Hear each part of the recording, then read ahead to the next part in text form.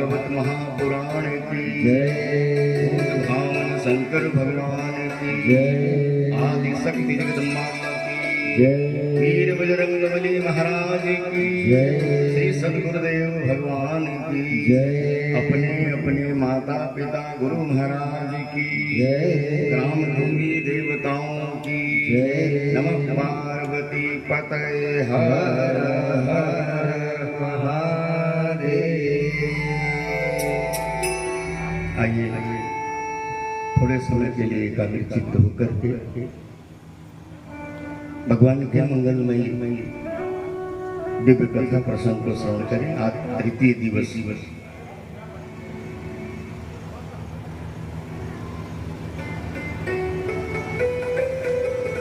सुखदेव मुनि राजा परीक्षित को श्रीमद् भागवत कथा अमृत का पान करा रहे हैं।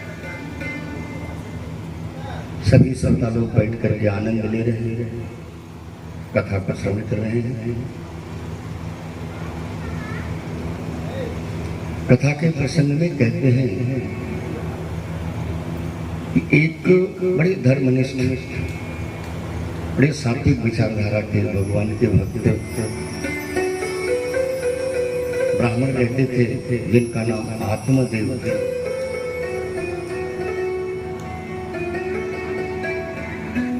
और आत्मदेव की जो पत्नी थी, उनकी पत्नी का नाम था धुंधोली।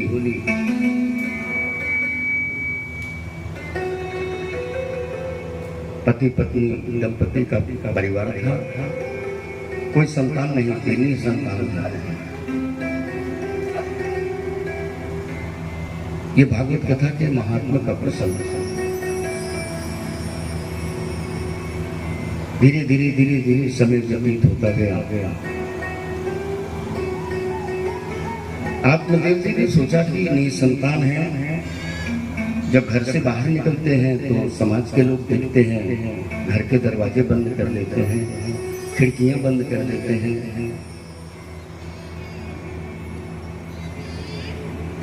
सब कहते हैं कि नहीं संतान आ रहा है, इसका मुंह देखेंगे तो पाप लग जाएगा। हमारे शास्त्रों में ऐसा विधान है। श्रीमद् भागवत जी में व्यास जी ने 27 प्रकार के नरक का वर्णन किया। कुंभी पाप रौरव पशुपति वन ऐसे करके 27 नरक। एक नरक का नाम है पूम।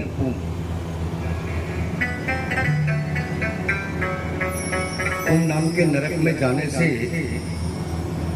बचाने का अगर कोई सामर्थ्य रखता है तो उसे पुत्र कहा गया है। इसी चिंता में रहते हमेशा।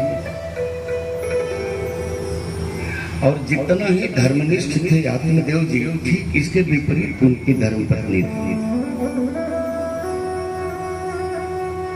कलह कलेश छल प्रपंच में रहने वाली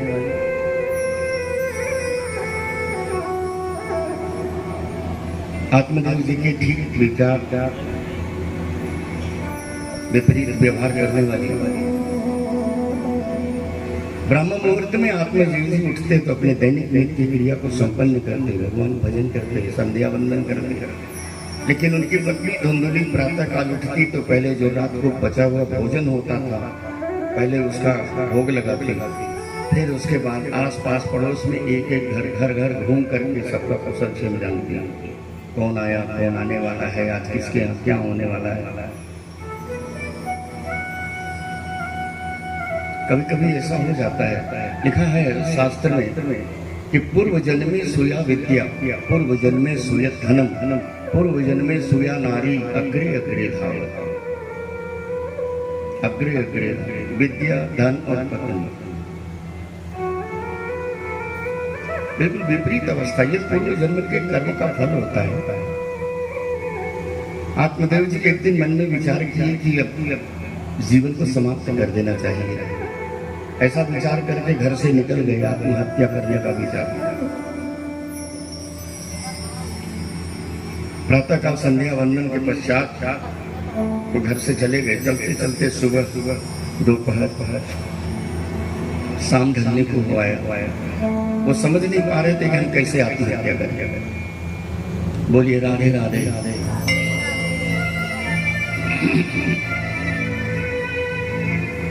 चले जा रहे थे सायंकाल का समय, भगवान को बड़ी दया, ये सोचने लगे कि ये संतान की प्राप्ति के लिए ये अपने प्राण दे देगा, ब्राह्मण प्रेत योनि में चला जाएगा, भूखा प्यासा नंगा होकर भटकेगा। इतना भगवान की भक्ति किया, इतना बड़ा अपराध। भगवान सन्यासी का रूप धारण करके उनके सामने आ गए और बोली क्या बात है विप्रदेव, देखने से ऐसा प्रतीत होता है कि आप ब्राह्मण हैं, इतने आकुल व्याकुल होकर इतने शीघ्रता से कहा जा रहे हैं। आत्मदेव जी बड़ी ग्लानि में थे, बड़े खिन्नता से उन्होंने प्रणाम किए, बोले महाराज आपसे क्या लेना देना, हम संसारी लोग हैं, हमें अपने समस्या में ही रहने दीजिए, आप सन्यासी हैं, आप भजन करिए। सन्यासी के बार बार कहने पर आत्मदेव जी ने बताया अपना पूरा वृत्तांत।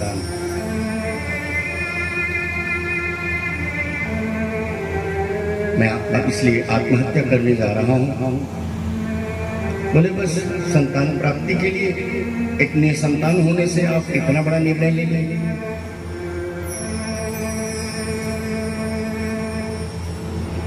बोले हमारे समाज के लोग हमें बड़े हेय दृष्टि से देखते हैं, हम जब निकलते हैं तो लोग अपने घर के दरवाजे खिड़कियां बंद कर देते हैं, इससे बड़ा अपमान और क्या हो सकता है। ये सोचकर मैंने निर्णय लिया कि मेरे शरीर छोड़ने के पश्चात मेरा दाह संस्कार, मेरा श्राद्ध कर मुझे पिंडदान कौन करेगा। सन्यासी जी सुनकर बड़े गंभीर हो गई, बोले अगर ऐसी बात है तो मैं आपको एक उपाय बताता हूँ। अपने झोली से उन्होंने एक सुंदर फल निकाल करके आत्मदेव जी के हाथ में दे दिए। बोले इस फल को ले जा करके अपनी पत्नी को खिला देना, और समय आने पर अवश्य तुम्हारा मनोरथ पूर्ण होगा। आप विश्वास करो, वापस चले जाओ। बोले संत भगवान की। देखिए जैसे जो कार्य होता है उसके पीछे कोई कारण होता है, बिना कारण के कोई कार्य नहीं होता। आत्मदेव जी बड़े प्रसन्न हुए, बड़े संतुष्ट होकर के वापस लौट करके आए घर। अपनी पत्नी को पूरा वृतांत बताया, उस फल को दे दिए। बोले इस फल को तुम खा लेना, किसी सिद्ध संत महात्मा का आशीर्वाद है, समय आने पर मनोरथ पूर्ण होगा। पत्नी बड़ी छल प्रपंच वाली थी, कलह प्रिया थी, और फल ले जाकर के घर में रख दिया। सोचने लगी कितने सीधे हैं हमारे पति, किसी ने फल लेकर के इनको मूर्ख बना दिया और ये चले आए, इनको विश्वास हो गया। प्रातः काल उठ करके पास पड़ोस की एक घर में जा करके जो बाल बच्चे वाली माताएं बहनें थी, सबसे जाकर के राय बात करने लगी, सबसे परामर्श लेने लगी कि हमारे स्वामी कहीं गए थे, किसी महात्मा ने फल दे दिया है, इनको कोई मूर्ख बना दिया है। अच्छा बताइए कि उनको देखो तो बच्चा पैदा होने वाला था तो वो तो मर गई, इसमें तो ये जान का भी खतरा रहता है। तो हाँ भाई, प्रसव के समय माताओं का एक दूसरा जन्म होता है। वो सोचने लगी कि अब क्या करें, झूठ तो बोलना पड़ेगा। उस फल को ले जाकर के आत्मदेव जी के पास में गौ माता थी, उस गाय को खिला दिया चुपचाप। जब आत्मदेव जी ने पूछा कि तुमने कल हमने जो फल दिया था खाई, बोले हाँ खा ली। उस फल को गाय को खिला दी।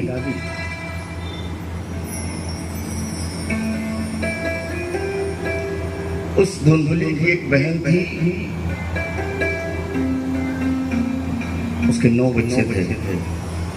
उससे मंत्रणा करने लगी कि किस प्रकार से ऐसे ऐसे हमारे पति को ऐसे किसी महात्मा ने फल दिया तो मैंने गौ को खिला दिया।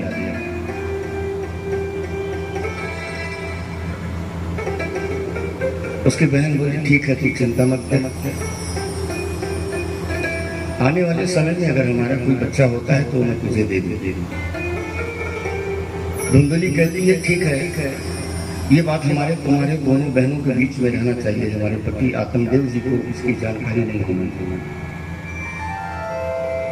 ये भागवत जी की कथा का महात्मा है, व्यास जी ने लिखा है किस प्रकार से छल प्रपंच का कैसे कार्य होता है, किस प्रकार से विश्वास के अभाव में कार्य संपन्न होता है। धीरे धीरे समय बीता तो गाय फैली।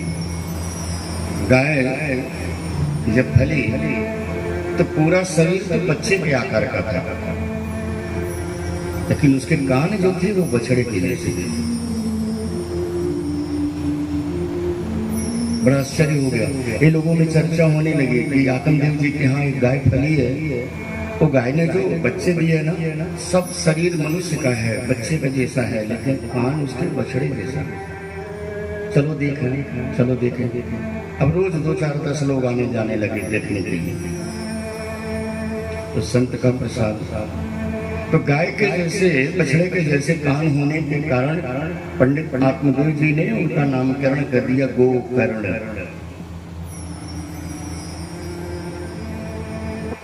और इधर धुंधुली अपने पति से बोली कि देखो आपने जैसा कहा था मैंने फल तो खा लिया है, और प्रसव का मुझे कोई ज्ञान नहीं है, कोई अनुभव नहीं है। अच्छा होता कि आप जाकर के हमारी छोटी बहन को ले आइए, वो मेरे साथ रहेगी। सीधे साधे पंडित जी सरल स्वभाव के गए, उसकी छोटी बहन को ले आए। उसके पेट में भी गर्भ था। अब दोनों बहनें एक साथ रहने लगी। पंडित जी बड़े प्रसन्न थे, गाय भी फली है और हमारे यहाँ पुत्र भी जन्म लेने वाला है, संत का आशीर्वाद है, हमें पूर्ण विश्वास है। परिवार में दूध और पूत यदि एक साथ हो जाए तो समझ लेना वो बड़ा भाग्यशाली परिवार है।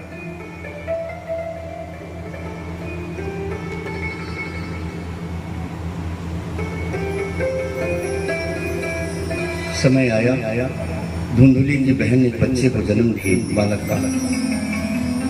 अरे कह दे कि धुंधुली ने बच्चे को जन्म दिया है। आत्मदेव जी ने देखा और बड़े प्रसन्नता से लोगों को बधाई देने, लोग बधाई देने के लिए पहुंचने लगे। खूब दान धर्म कर रहे, बड़े प्रसन्न हैं।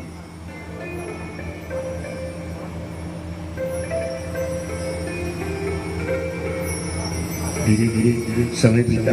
गोकर्ण जी बड़े थे और वो जो बालक ने जन्म लिया उसका नाम रखा गया क्या?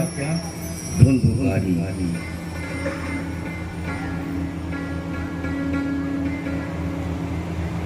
जो धुंधुली की बहन ने जो जन्म दिया, जिसको धुंधुली ने अपना पुत्र बताया कि मेरी संतान है, उसका नाम धुंधुकारी।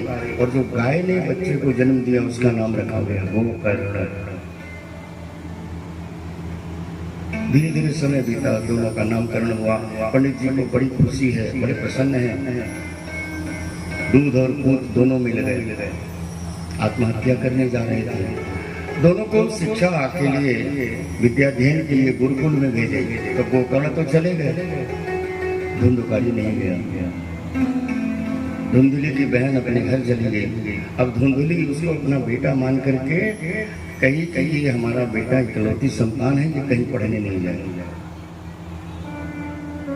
ये घर में हमारे साथ रहेगा, हमारे सामने रहेगा। कभी कभी ऐसा परिवार में भी देखने को मिल जाता है। बोलिए राधे राधे।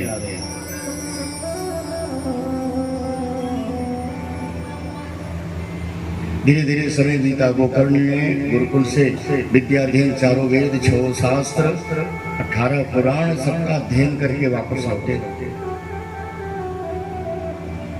लौटे। तो इधर क्या स्थिति बनी, इधर धुंधुकारी धीरे धीरे बड़ा जब हुआ, विद्याध्ययन के लिए जाता नहीं था, गलत लोगों का संगत हो गया।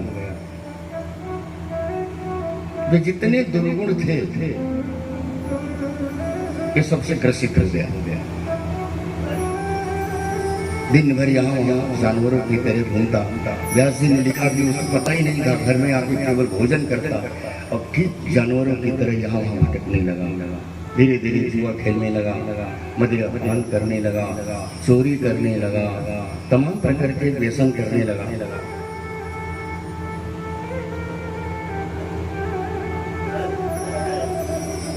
जब कोई किसी प्रकार की शिकायत लेके आते तो पंडित जी आत्मदेव जी चुप रहते, सुन लेते, लेकिन धुंधली लड़ जाते। मेरा बेटा ऐसा नहीं, ऐसा हो ही नहीं सकता, हम आपकी बात का विश्वास नहीं करते। जब गोकर्ण जी घर आए और घर की परिस्थिति को देखे तो बड़े दुखी हुए और अपने पिता आत्मदेव जी से उन्होंने कहा, पिताश्री अब ये परिवार आपके रहने योग्य नहीं है।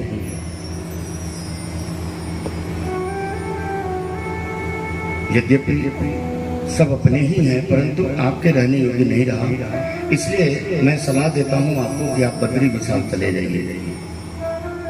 यहाँ रहेंगे आपको नित्य प्रति हर क्षण हर पल दुखी होना पड़ेगा। सारा जीवन आपने भगवत भक्ति में लगाया, भगवत भजन में लगाया, शास्त्र के अध्ययन में लगाया, और जन्म तो मिलेगा, मरण सुधरेगा। बोले वृंदावन बिहारी लाल की। जन्म मिल गया, जीवन जैसे बीता बीता मरण सुधरेगा। इसलिए हमारा आपका ये दायित्व होता है कि हम अपने अंतिम समय के सुधार के लिए व्यवस्था करें, उसको सुनिश्चित करें, उसका उपाय करें, जैसा महाराज परीक्षित कर रहे हैं और हम आप सब उनके कथा प्रसंग को श्रवण कर रहे हैं। आत्मदेव जी महाराज पुत्र गोकर्ण की बात को स्वीकार करके बद्री विशाल की तरफ प्रस्थान कर गए, बिना कुछ किसी को बताए। बोले बद्री विशाल धाम की। अब घर में कौन बचे, माँ बेटे। गोकर्ण ने कहा ठीक है, हम विद्या अध्ययन कर चुके हैं, अब जा रहे हैं तीर्थाटन के लिए, तीर्थ यात्रा पर निकल रहे हैं। गोकर्ण जी भी चले गए और परिवार में कौन बचे, दो मूर्ति, एक माँ और दूसरे उसके बेटे धुंधकारी। धुंधकारी आता, घर में खाना खाता, उसके बाद माँ से पैसे मांगता, तो जब तक पैसे रहते तब तक माँ देती रही। जुआ खेलता, चोरी करता, मदिरा पान करता। लोग शिकायत करने आते तो धुंधली उससे लड़ाई करती है। धीरे धीरे समय बीता। एक दिन ऐसी परिस्थिति बनी कि धुंधकारी ने अपनी माँ से पैसे मांगे। माँ कहने लगी, बेटा मेरे पास तो एक भी पैसे नहीं है, जो भी थे मैंने सब तुम्हें दे दिए। धुंधकारी ने कहा कि अगर तू पैसे नहीं देगी तो मैं तुझे मारूंगा। और मारना पीटना शुरू किया, इतना मारा कि धुंधुली हमेशा के लिए शांत हो गई, मर गया।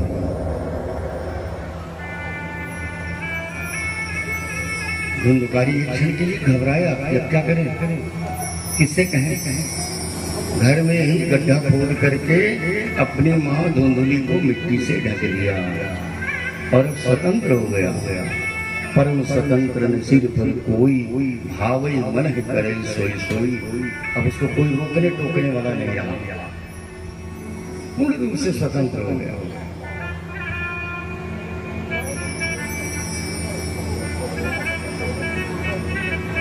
धीरे धीरे अनेक प्रकार के जितने भी अनर्गल कार्य थे, शास्त्रों में जितने भी निषिद्ध कार्य थे, ये सब कुछ में संलग्न हो गया।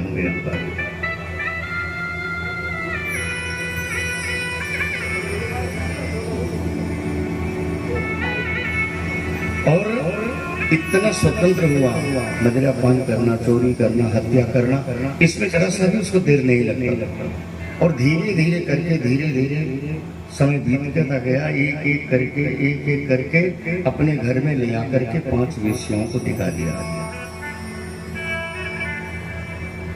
एक नहीं, 2 नहीं, पूरे 5 वेश्याओं को लेकर दिखा दिया। और प्रतिदिन सुबह में सबसे पूछता कि बताओ तुम्हारी क्या इच्छा है। वो वेश्याएं जो कहती उनकी इच्छा पूर्ति के लिए वो जाता, दिन भर चोरी करता, डाके डालता, हत्याएं करता, लूटता, लोगों को सताता और शाम तक मदिरा पान करके गिरते पड़ते आता सबको प्रसन्न करने के लिए। ये उसकी दैनिक क्रिया हो गई, नित्य नित्य। एक दिन क्या हुआ कि राजा के घर में चोरी हुई, जिसके पहरे में चोरी हुई वो सिपाही यहाँ वहाँ चोरों का पता लगाते थे। किसी ने बताया, राजा के सिपाही घोड़े से आते रहे, धुंधुकारी कहाँ है, बेस्याएं डर जाती, सब समझ जाते कि जरूर कुछ न कुछ किया है। दूसरे दिन फिर सिपाही धमके, धुंधुकारी कहाँ है। ये पांचों सलाह करने लगी कि कुछ काम ऐसा किया है जिसे राजा के सिपाही ढूंढ रहे हैं, कदाचित ऐसा न हो कि वो न मिले। राजा के सिपाही हैं, हम लोगों को ही बंदी बना के ले जाए कि तुम लोग चलो चलो तो स्वयं आ जाएगा, तब हम लोग क्या करेंगे। बात तो बड़ी गंभीर है।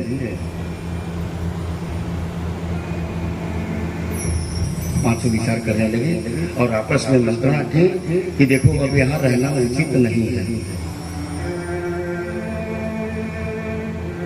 कभी भी यहाँ कुछ भी हो सकता है, हम लोग कभी भी बंदी नहीं बनाए जा सकते हैं और राजा के यहाँ पेश होंगे, तुम्हें बताना पड़ेगा हम कौन हैं, कैसे यहाँ पर रहते हैं। फिर क्या करना चाहिए, फिर आज रात्रि में हम लोग क्या करें, जब धुंधुकारी आ जाए तो उसकी हत्या कर दें और यहाँ से जो भी मालमताएं है लेकर रात में निकल जाएंगे। सर्दियों का दिन था, आधी रात का समय, मदिरा पान करके गिरते पड़ते आया।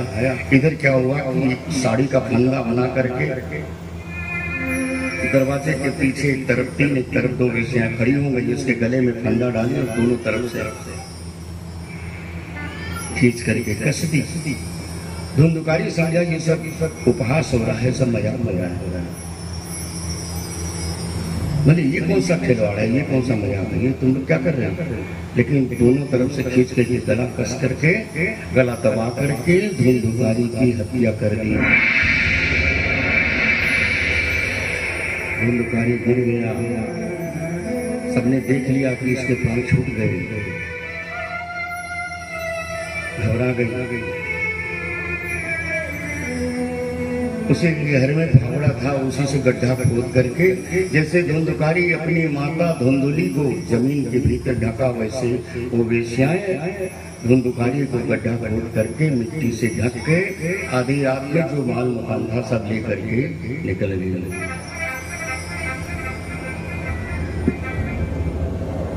विचार करें, जिस औलाद के लिए, जिस संतान के लिए आत्मदेव जी महाराज कितने दुखी थे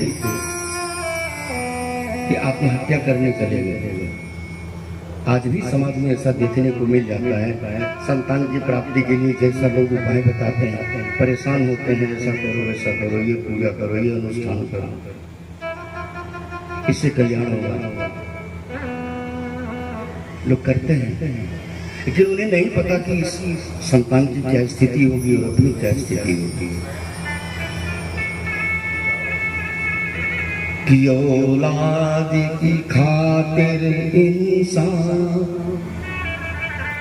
औलाद की खातिर इंसान फिरता है मारा मारा, उसे वक्त भला क्या मारे, जिसको औलाद ने मारा।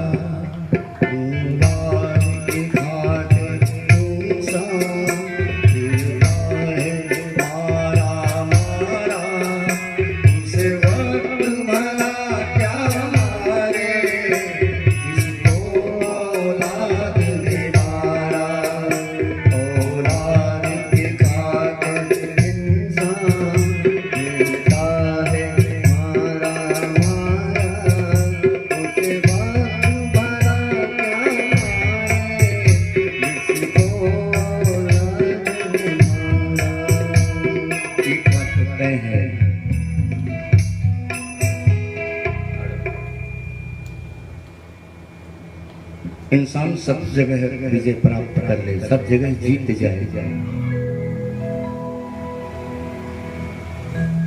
लेकिन उसको अपनों से हारना पड़ जाता है और हार जाता है। बोलिए राधे राधे राधे। समझौता करना पड़ जाता है। आदमी ने वक्त को ललकारा है, आदमी ने वक्त को ललकारा है, आदमी ने मौत को भी मारा है, आदमी ने जीते हैं सारे लोग, परंतु आदमी खुद से मगर हारा है, खुद से मगर हारा है।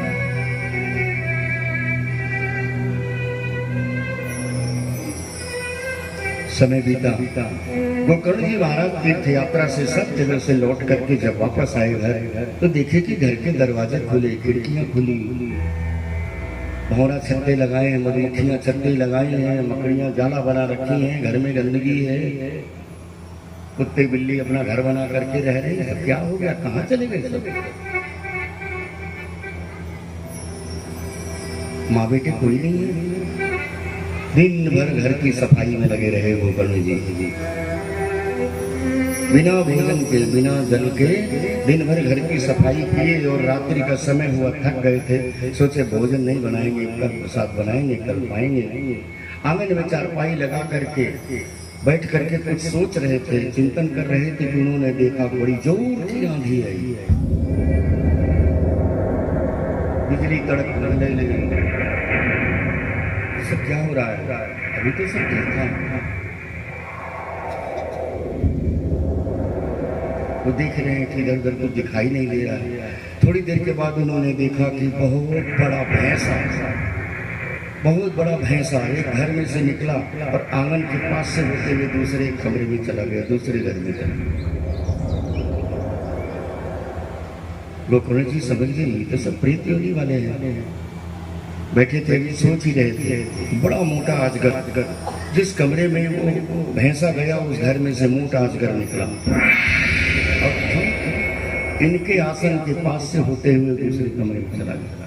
तब इनको पूर्ण रूप से आभास हो गया कि ये तो सब प्रेत योनि वाले हैं, सब प्रेत।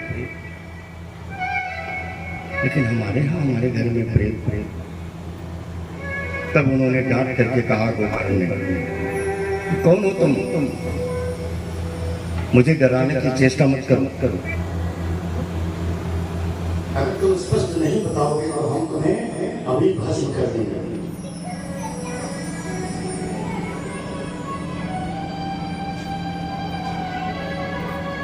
कमंडल की तरफ हाथ बढ़ाए, कमंडल से हम जल लेकर के छींटा मार देंगे। इतने काली रेखा प्रकट हो गई, एक बिल्कुल काली रेखा। गोकर्ण जी ने कहा कि कौन हो तुम?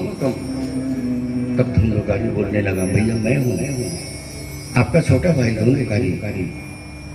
बोले धुंधकारी तुम? हाँ भैया मैं प्रेत हो गया हूँ, मुझे बचा लो भैया, मैं बहुत संकट में हूँ, मैं बहुत दुखी हूँ। गोकर्ण जी ने पूछा माँ कहाँ है? मेरे हाथों माँ की हत्या हो गई और माँ को मैंने इसी घर में गड्ढा खोद करके दबा दिया है। और तुम? भैया मैं क्या बताऊं? मैंने अपनी पाप बुद्धि के कारण एक नहीं 5 वेश्याओं को ले आकर घर में रखा था। उन वेश्याओं ने एक दिन मेरी हत्या करके गड्ढा खोद करके मुझे भी मिट्टी में दबा दी और तभी से हम भटक रहे हैं। भैया मैं बहुत दुखी हूँ, मुझे बचा दो, मुझे बचा दो। मैं बहुत दिनों से भूखा प्यासा हूँ, मैं निर्वस्त्र हूँ, मुझे बचा दो। गोकर्ण जी सोचने लगे तो बड़ा अनर्थ हो गया। तो ठीक है, धैर्य धारण करो, मैं तुम्हें प्रेतत्व से मुक्ति दिलाने के लिए हर संभव हर उपाय करूँगा। लेकिन भाई अब इस समय आधी रात तो मैं कुछ नहीं कर सकता। बस दूसरे दिन गोकर्ण जी अपना घर परिवार छोड़ करके काशी गया, प्रयाग, हरिद्वार, ब्रह्म कपाली तक जाकर के इन दोनों के कल्याण के लिए श्राद्ध कर्म के जहां जहां श्राद्ध होता है वहां वहां जाकर के श्राद्ध करें।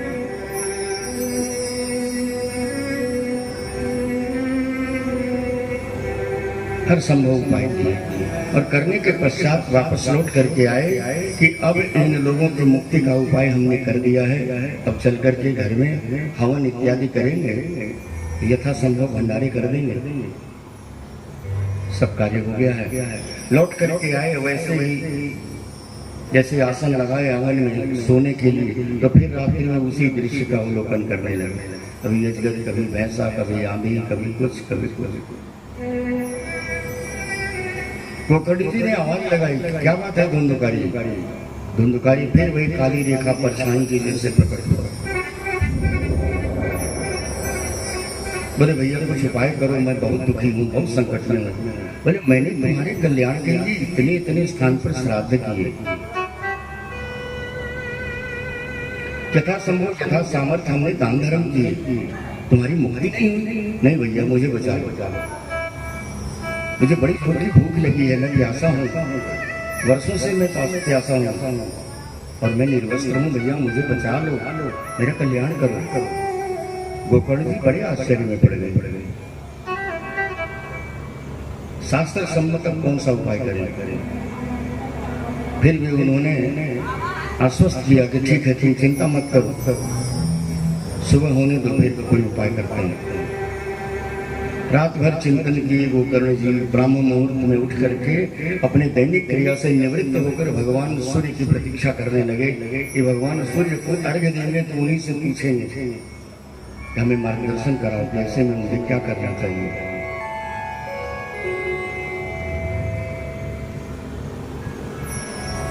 जब भगवान भास्कर प्रकट हुए, अर्घ्य लेकर के गोकर्ण जी खड़े हुए, तो भगवान सूर्य को नमस्कार करके उन्होंने कहा कि प्रभु मैं बड़े संकट में हूँ, बड़ी गंभीर समस्या है हमारे सामने, बड़ी कृपा होगी आप हमारे समस्या का समाधान बताएं। भगवान सूर्य ने कहा कि देखो मैं रुक नहीं सकता, अगर मैं रुकता हूँ तो सृष्टि में व्यतिक्रम उत्पन्न हो जाएगा, इसलिए तुम्हारे जो भी समस्या है उसे तुम प्रकट करो और चलते चलते मैं सुनूंगा और जो भी यथा संभव समाधान होगा उसे भी बताऊंगा। सूर्य भगवान का रथ सामने चल रहा है, गोकर्ण जी पीछे की तरफ चल रहे हैं, अर्घ्य लिए हैं हाथ में, और भगवान सूर्य से पूछते हैं कि प्रभु मैंने भाई और अपनी माता जी के लिए जो कि प्रेतत्व योनि में है, इनके कल्याण के लिए मैंने अनेक तीर्थों में जाकर के श्राद्ध कर्म किया, पिंडदान किया, और किसी भी प्रकार से उनकी मुक्ति नहीं हुई। अभी भी वैसे ही प्रेत बनकर के यहाँ वहां भटक रहे, दुखी हैं। तो आप कृपया मार्गदर्शन करें, बताएं कि ऐसे में मुझे क्या करना चाहिए जिससे इनको प्रेतत्व से मुक्ति मिल जाए। भगवान भास्कर कहते हैं कि आपने सब उपाय कर लिया है, तो और उपाय कर लो, इन लोगों को श्रीमद् भागवत कथा पुराण का श्रवण करा दो, इनका कल्याण हो जाएगा। बोले श्रीमद् भागवत महापुराण की जय। तो जोर से बोलिए। जब प्रेत कथा सुन सकता है तो हम आप प्रेत थोड़ी हैं, बोलिए राधे राधे। तो भगवान न करें प्रेत बने। धुंधुकारी भाग्यशाली था, जब तक जीवित था तब तक पापी था, लेकिन मरने के बाद भाग्यशाली है कि उसको भागवत जी की कथा सुनने को मिल रहा है।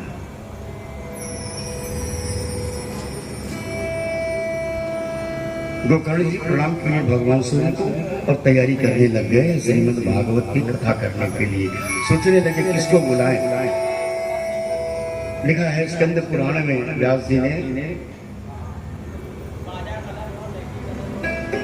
कि जब भी मन में भक्ति उत्पन्न हो जाए, जब भी मन में भगवान के संबंधित कोई कार्य करने को हो जाए, उसी समय उसे कर लेना चाहिए।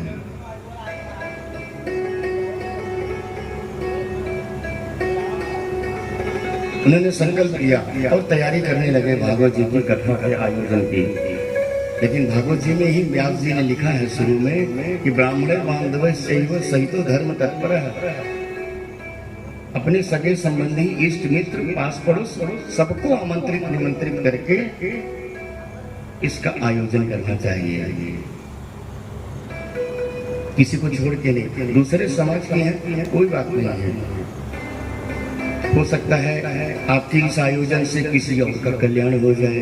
बोलिए राधे राधे। जिसके पास इतना सामर्थ्य नहीं है करने का, वो कैसे करेगा? कितनी बढ़िया व्यवस्था है।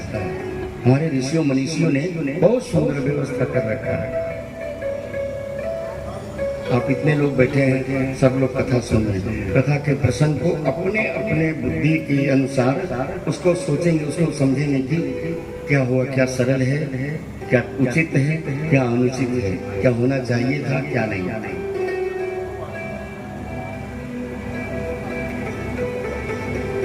सभी श्रोताओं को, आसपास पड़ोस वालों को, सबको उन्होंने कह दिया कि कल से भागवत जी की कथा आरंभ होने जा रही है। आप सभी लोग आमंत्रित हैं, अवश्य आना कथा। हाँ, हम खाएंगे। श्री कृष्ण गोविंद हरे मुरारे, हे नाथ नारायण वासुदेव। कृष्ण गोविंद हरे मुरारे, हे नाथ नारायण वासुदेव। कृष्ण गोविंद हरे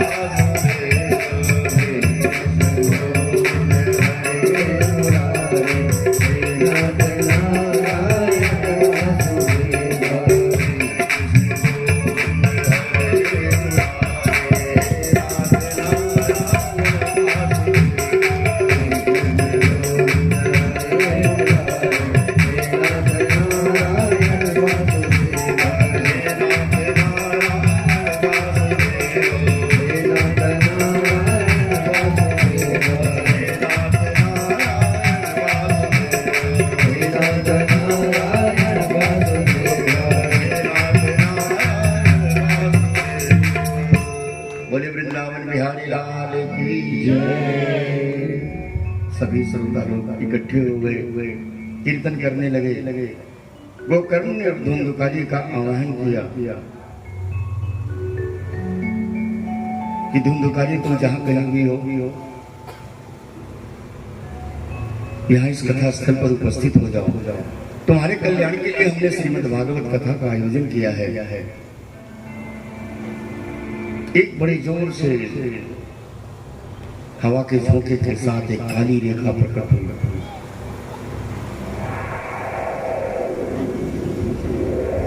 उसमें से आवाज आई, भैया मैं यहाँ हूँ। बोले तुम बैठ करके भागवत जी की कथा सुनो। बोले मैं बैठ नहीं सकता, मैं इस पृथ्वी को स्पर्श नहीं कर सकता। ये जितने प्रेत योनि में होते हैं ना, ये धरती को स्पर्श नहीं कर सकते। मैं पृथ्वी पर बैठ नहीं सकता। पहले फिर कथा कैसे श्रवण करोगे? तुम्हारे कल्याण के लिए ही मैंने इसका आयोजन किया। तुम्हें कथा सुनना पड़ेगा, सुनना चाहिए। इधर उधर देखा, धुंधुकारी ने कहा ठीक है, ये सामने जो बांस का झुरमुट है ना, इसी बांस के झुरमुट में मैं आसन लगा के बैठ करके आपकी कथा सुनना चाहिए। जब पितरों के मोक्ष के लिए जब गया श्राद्ध का आयोजन होता है और भागवत जी की कथा होती है, तो वहां पर भी ऐसे लोगों का आह्वान किया जाता है। पितृलोक में जितने भी पितृ हैं सब वो देखते हैं और इस दिन की प्रतीक्षा करते हैं, प्रसन्न होते हैं, आशीर्वाद देते हैं, अपने कुटुंब अपने कुल परिवार के पर आशीर्वाद देते हैं कि हमारे कुल में कोई ऐसा है जो कि विश्व का पितृ तीर्थ माना गया है, गया धाम। बोले गया धाम की चर्चा करते हैं। चर्चा करने मात्र से गया महात्मा में लिखा है कि अगर कोई कुल खानदान में अगर कोई चर्चा करता है कि गया करना चाहिए, ऐसा विचार है, ऐसा सुनकर के पितृ लोग भी बड़े प्रसन्न होते, बड़े संतुष्ट होते। कोई चर्चा तो कर रहा है, बड़े सौभाग्य की बात है जब ऐसा अवसर मिलता है। बहुत लोग ऐसे हैं, हमने अपने जीवन में देखा कि बहुत सामर्थ्य लोग हैं, सक्षम है हर प्रकार से, लेकिन नहीं कर पाते। कोई न कोई विडंबना, कोई न कोई समस्याएं आ जाती हैं, तो चाह करके भी नहीं कर पा रहे। अगर ऐसा अवसर मिलता है तो इसमें सबको एक साथ सम्मिलित होकर के हर प्रकार से, तन से, मन से, धन से। धुंधुकारी ने कहा भैया सामने जो बांस का झुरमुट है ना, इसी झुरमुट में मैं बैठ करके आपकी कथा को सुनूंगा। गोकर्ण जी क्या करते, और कोई आश्रय नहीं था और कोई साधन, प्रेत है, ऐसे ही जगह में ये सब रहते हैं। अगर तुम एकाग्रचित्त होकर के भागवत जी की कथा श्रवण कर लिए धुंधुकारी, तो तुम्हारा कल्याण हो जाएगा। धुंधुकारी ने कहा भैया मैं अवश्य सुनूंगा। कथा प्रारंभ हुआ, सब लोग बैठ करके बड़ी तन्मयता से, बड़ी एकाग्रता से तत्चित्त होकर के कथा श्रवण कर रहे हैं। धीरे धीरे समय व्यतीत हुआ। ग्रंथकार लिखते हैं कि जब 7वां दिन कथा के पूर्णाहुति का समय आया, कथा के पूर्णाहुति में हवन का कार्य होता है। उसी समय दो भगवान के पार्षद पीताम्बर धारण किए, सिर पर मुकुट, स्वर्ण मुकुट, गले में माला,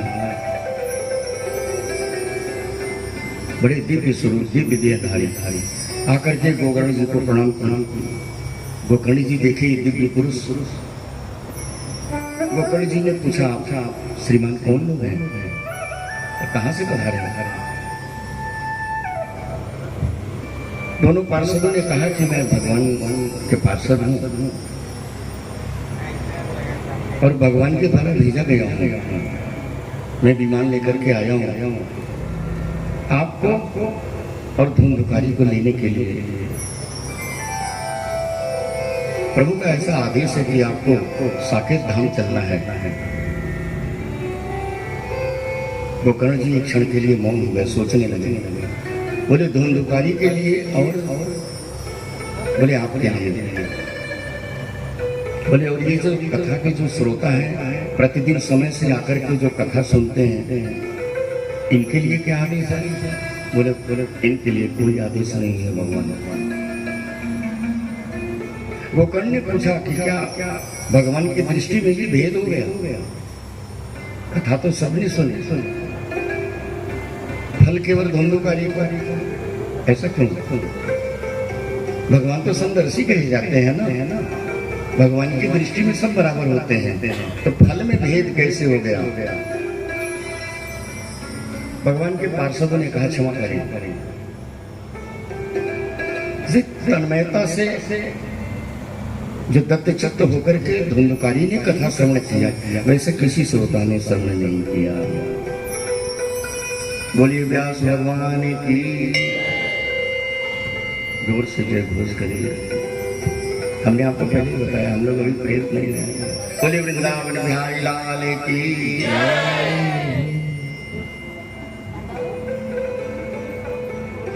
जिस तन्मयता से एकाग्रचित्त होकर के, कैसी एकाग्रचित्त होकर के श्रवण किए? बोले कथा के प्रसंग को श्रवण किए, रात्रि में उस प्रसंग पर मनन किए। मनन मन से होता है। मनन के पश्चात चिंतन किए, चिंतन चित्त से होता है।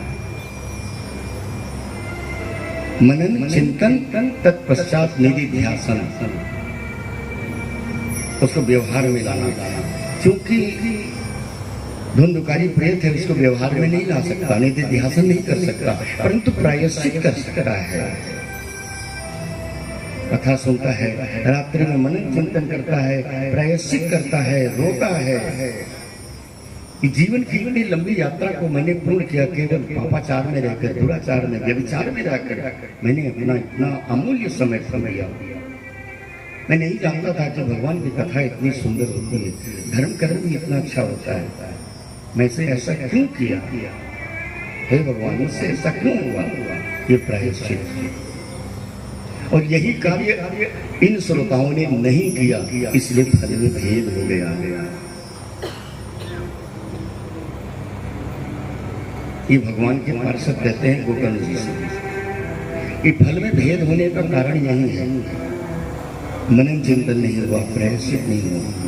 जब कथा का कोई प्रसंग हो, आप उसमें अपने आप को केंद्र में रख करके देखें, विचार करें कि इसमें हमारी कौन सी भूमिका है। बोलिए राधे राधे राधे। आपने धुंधुकारी को सुना ना? ये तो कथा प्रसंग की बात है, लेकिन इसका भाव क्या है? हर एक व्यक्ति धुंधुकारी है। बड़ी आश्चर्य की बात है ना, हमने क्या कह दिया, लेकिन यथार्थ है, हर कोई धुंधुकारी है। ये पांच विषयाएं कौन है? रूप, रस, गंध, शब्द और स्पर्श। ये पांच विषय कहे जाते हैं, इनका नाम है विषय। ये विषय रूपी पांच विषयाएं हैं, जिनका नाम है रूप, रस, गंध, शब्द और स्पर्श, जिससे जीव प्रभावित होता है। गरुड़ पुराण में व्यास जी ने लिखा कि कुरंग मातंग पतंग भृंगा, कुरंग मातंग पतंग भृंगा, मीना हता पंचभिरेव पंच। पांच प्राणी हैं, एक एक विषयों का सेवन करते हैं और अंततः मारे जाते हैं। कुरंग कहते हैं मृग को। मृग की कई प्रजातियां होती हैं, तो जो मृग होता है, जिसके नाभि में कस्तूरी होती है, वो मृग कहा जाता है। शरीर से छोटा, उसके सींग बड़े होते हैं। ये जो कुरंग है, जो मृग है ना, ये कौन से विषय का सेवन करता है? ये शब्द रूपी विषय का सेवन करता है।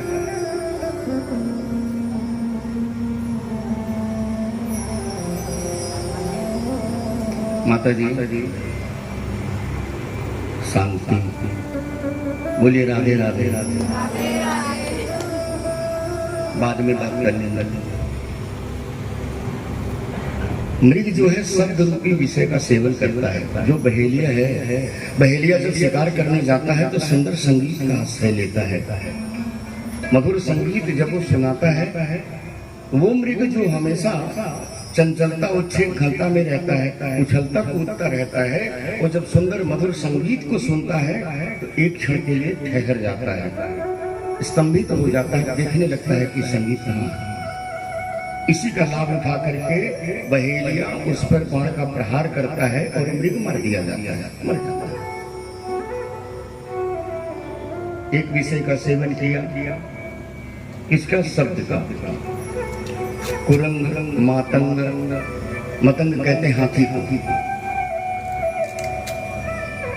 हाथी को पकड़ने के लिए एक बहुत गहरा गड्ढा खोदा जाता है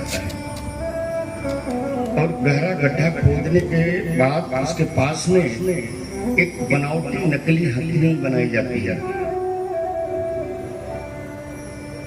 और उस गड्ढे को घास फूस से सबसे ढक दिया जाता है, जिससे दूर से देखने पर ये मालूम ना हो कि ये कहाँ गहरी खाई है।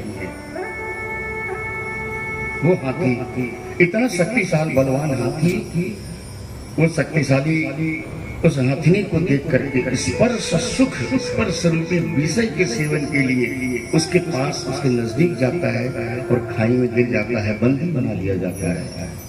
एक विषय का सेवन, स्पर्श, कुरंग, मातंग, पतंग। अभी यहाँ 1 घंटे बाद देखें तमाम तरह से पतंगे उड़ते हुए दिखाई देंगे। पतंग कौन से विषय का सेवन करता है? रूप का। रूप रूपी विषय का सेवन पतंगा करता है और वो पतंगा जब आ जाता है उस रूप के पास में तो उसका मरना सुनिश्चित हो जाता है। सवेरे देखें कितने मरे पड़े मिलते हैं, अब बिल्कुल प्रत्यक्ष देख लीजिए।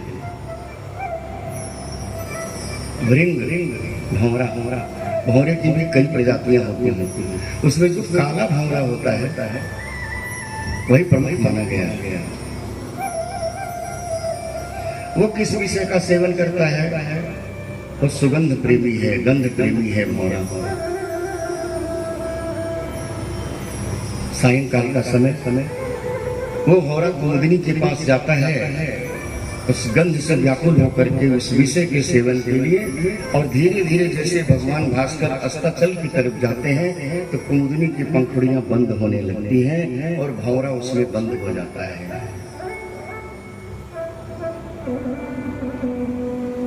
उस विषय के सेवन से सब कुछ विस्मृत कर जाता है और उस कुमुदिनी की पंखुड़ियों में जो कोमल पंखुड़ियां हैं उसमें बंद हो जाता है। मन में विचार करता है, रात्रि गमिष्यति भविष्यति सुप्रभातम। थोड़े समय की बात है, रात है, रात बीत जाएगी और सुबह फिर भगवान भास्कर उदय होंगे और पंखुड़ियां खुल जाएंगी, मैं निकल जाऊंगा। वो भंवरा जो कठोर काठ में भी छिद्र करने की सामर्थ्य रखता है, लेकिन कुमुदिनी की कोमल पंखुड़ियों को काट करके नहीं निकलता है क्योंकि वो विषयी है। गंध रूपी विषय के सेवन के लिए वो बद्ध है। रात हाथियों का झुंड आता है, सरोवर में स्नान करता है, जितने कुमुदिनी, जितने भी इसमें पेड़ हैं, जितने भी पुष्प हैं, सब तहस नहस करके समाप्त कर देता है। भंवरा मारा जाता है। भंवरा चिल्लाता है, भगवान से प्रार्थना करता है, हा हंत हंत नलिनी गजो, हे भगवान मेरी रक्षा करो, हे भगवान मेरी रक्षा करो। कुरंग, मातंग, पतंग, भृंग। 5वां प्राणी है मीन, मछली। मछली किस विषय का सेवन करती है? उसका नाम है रस, स्वाद, चारा। तो मछुआरा मछली को पकड़ने के लिए चारे का प्रयोग करता है और मछली उसके पास आती है, पकड़ी जाती है। जो उसके पास आ गई, पकड़ी गई, उसका मरना सुनिश्चित हो जाता है। ये 5 प्राणी है, 5 विषय है, एक एक विषय का सेवन करने पर मारे जाते हैं। हमारे व्यास जी लिखते हैं कि मनुष्य प्राणी एक ऐसा प्राणी है जो कि 5 विषयों का नित्य निरंतर सेवन करता है, उसका क्या होगा।